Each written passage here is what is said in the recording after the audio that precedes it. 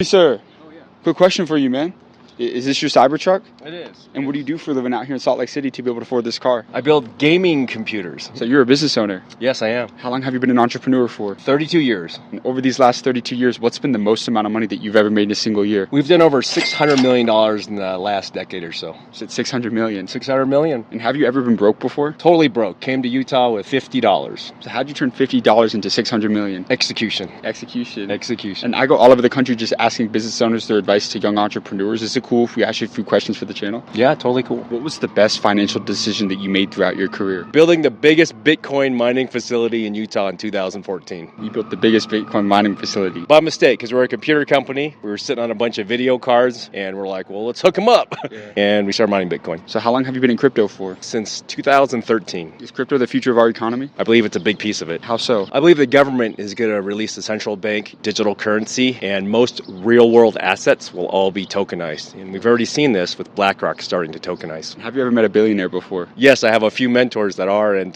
they've taught me the ways. What was your lowest point in your career as an entrepreneur? I hired a very bad marketing manager, and he lost $800,000 of my money in 90 days. And this is when I didn't have a lot, and it almost put me out of business. How did you come back from that? We had to lay off 75 people because of that mistake that was made. And so what I did is got back to basics, dotted all the I's, crossed all the T's, hired great tax people, accountants, all that to look at all the books, talked to mentors, framed it out, executed, and within 12 months, we'd recovered. And if you lost everything tomorrow, could you make it all back? Absolutely. How so? Selling. And how can somebody break into the tech industry in 2024? Well, when I started in the early 90s, the internet was new and everybody thought it was a scam. So I embraced it because I thought a lot of people would be getting on there and having problems they needed solved. That same thing is going to happen right now with blockchain and AI. It's 1992 all the way again now. So that fresh opportunity is there with undiscovered billions to be made. You got amazing advice, sir. Thank you so much for your time. Steve. I appreciate you. So my guy's done over $600 million over the last 10 years, and he just dropped some amazing advice for you guys. We're on our way to go get our next interview, but I've got a very special announcement to make. Next, we're now in the hidden hills of Salt Lake City to interview one of the most renowned entrepreneurs out here, Chris Crone. This guy has owned hundreds of businesses and has done billions of dollars in sales throughout his career. We're here at his estate right here out in Salt Lake City. We're gonna go figure out what he was able to do to become one of the most successful entrepreneurs in the game. Let's go see what he has to say. What's up, guys? How are you doing? Good to see you, man. James? Yes, sir. What industry did you decide to pursue a career in? So ultimately started in the game of real estate and started with a small portfolio of 25 homes. That meant that when I graduated college, I didn't need to get a job. But then from there, it turned into thousands of homes. Thousands of homes. Yeah. So how long have you been in real estate for? 20 years. What has been the most amount of money that you've ever made in a single year? Cleared $10 million.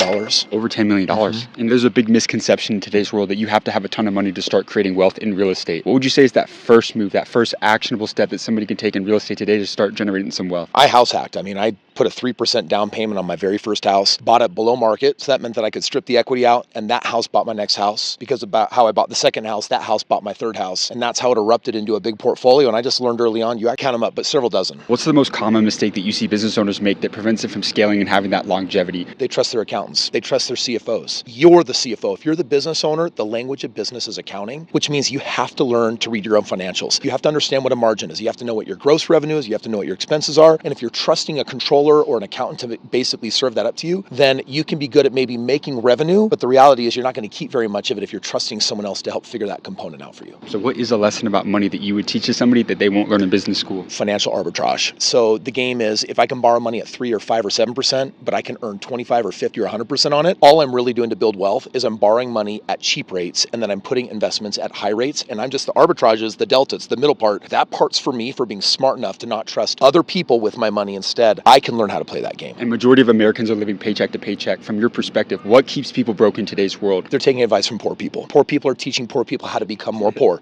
And that's weird because they're like crabs in a bucket. And they're basically pulling everyone down. And that's the nightmare of the game. You have to free yourself from that game. And the number one fear, when I really get down to it, like what keeps people from jumping in and finding a mentor and making very different financial choices and learning how to invest, is they're afraid they're going to lose their family and friends. And the truth is, you will. You will lose some of your family and friends. They're going to say, financially, that's too weird and that's too different. But for every person you lose, you're going to open up into a whole new world of other people that are going to inspire even deeper greatness in you. Hey, that was phenomenal, bro. I appreciate you. Thank that was you. awesome.